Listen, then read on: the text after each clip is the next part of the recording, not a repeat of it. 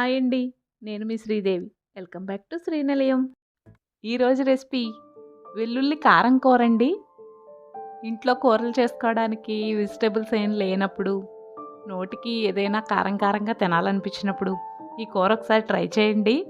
చాలా టేస్టీగా ఉంటుంది. చాలా ఈజీగా కూడా చేసేసుకోవచ్చు. మరి ఆ కూర ఎలా చేయాలో చూసే ముందు మన ఛానల్ ఫస్ట్ టైం చూస్తున్న వాళ్ళు సబ్స్క్రైబ్ చేసి పక్కనే ఉన్న బెల్ ఐకాన్లో ఆల్ ఆప్షన్ క్లిక్ చేయండి. దీనికోసం ముందుగా ఒక వెల్లుల్లిపాయ రేకలు, చిన్న అల్లం ముక్క, ఒక 2 స్పూన్ల ధనియాలు, 1 స్పూన్ జీలకర్ర, మీరు తినే కారాన్ని బట్టి ఎండుమిర్చి నేను 8 తీసుకున్నాను. వీటన్నిటిని మిక్సీలో వేసుకుని మెత్తగా గ్రైండ్ చేసుకోవాలి. ఇప్పుడు ఇలా కొంచెం గ్రైండ్ అయిన తర్వాత ఇందులో కొంచెం వాటర్ వేసుకుని బాగా మెత్తగా పేస్ట్గా చేసుకోవాలి.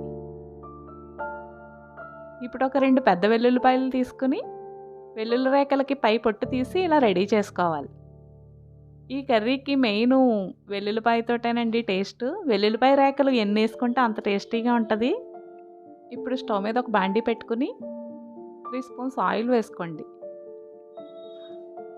ఆయిల్ వేడెక్కాక వెల్లుల్లి రేకలు వేసుకుని బాగా ఫ్రై చేసుకోండి.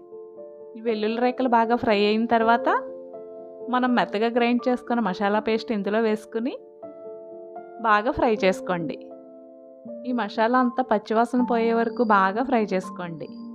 ఇప్పుడు మసాలా మొత్తం బాగా వేగిపోయి డ్రైగా అయిపోతుంది చూసారా. ఇప్పుడు ఇందులో కొంచెం పసుపు వేసుకోండి. ఇప్పుడు ఒకసారి దీన్ని బాగా కలుపుకుని ఇందులో తగినన్ని వాటర్ వేసుకోండి. ఇప్పుడు రుచికి సరిపడా సాల్ట్ వేసుకుని మూత పెట్టి లో ఫ్లేమ్లో ఉడికించుకోండి. ఇప్పుడు ఈ కూర మొత్తం బాగా ఉడికిపోయి వాటర్ అంతా ఎగిరిపోయిందండి. ఇప్పుడు స్టవ్ ఆఫ్ చేసుకుని దీన్ని ఒక సర్వింగ్ ప్లేట్లోకి తీసుకుంటే మన వేడివేడి వెల్లుల్లి కారం కూర రెడీ అయిపోయిందండి.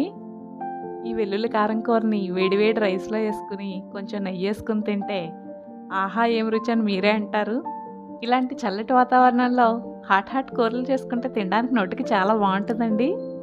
మీరందరూ కూడా ఒకసారి ట్రై చేసి ఎలా వచ్చిందో కామెంట్స్లో చెప్పండి. ఈ వీడియో నచ్చితే లైక్ చేసి షేర్ చేసి సబ్స్క్రైబ్ చేయండి.